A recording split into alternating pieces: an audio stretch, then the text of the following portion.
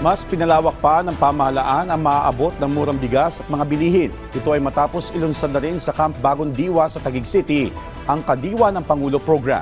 Ang detalye sa Balitang Pambansa ni Rod Lagusad ng PTV Manila. Sinamantala na ni Police Captain Virgie Galang ang pagkakataon na makapamili sa Kadiwa Store na inilatag sa Camp Bagong Diwa sa Taguig City. Magandang pagkakataon na niya ito dahil hindi na kailangang lumayo, lalo't abala rin sila sa kanilang trabaho, pero nakabili pa rin ng kanilang uulamin sa kanilang bahay. Actually nakakapamili ako pag sa ordinary is mga umabot ako ng nasa 1,000, ganun. So far ngayon, at least kalahati yung na-saving ko doon sa pinamili ko dito sa fruits, tsaka doon sa mga gulay na ino-offer ng Kadiwa. Bunga ito ng patuloy na programa ng pamahalaan sa pagkakaroon ng mas murang bilihin. Ito ang kauna-unahang Kadiwa sa Pangulo sa kampo na inaasahang malaking tulong para sa mga empleyado rito. Kabilang na rito ang mga pulis, kanilang mga pamilya at maging tenant sa kampo. Kasama na rito si Nanay Marcela na may anak na pulis na nagtatrabaho sa kampo. Mas mura dito. Sa isang araw, hindi naman kami araw-araw nagmamalengke. Every other day. Ang 500 ko, minsan naubos, minsan hindi. Inaasahan na masusundan pa ito kada buwan kung saan magkakaroon pa ng pop-up o tent para rito.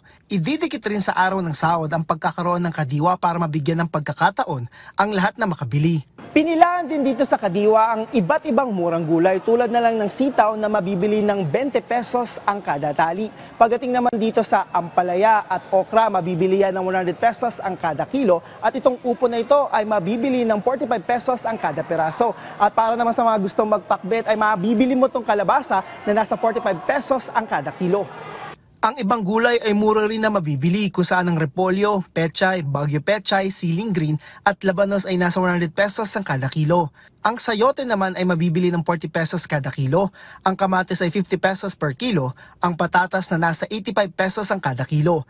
Samantala, ang lettuce ay nasa 130 pesos ang kada kilo, bell pepper at celery na mabibili naman ng 150 pesos ang kada kilo. Mura rin ang bigas dito na mabibili ng 29 pesos kada kilo ang NFA rice at 35 pesos naman sa ibang klaseng bigas. Okay naman po so far. May bibili naman po. Kaka-start lang din po ng selling namin.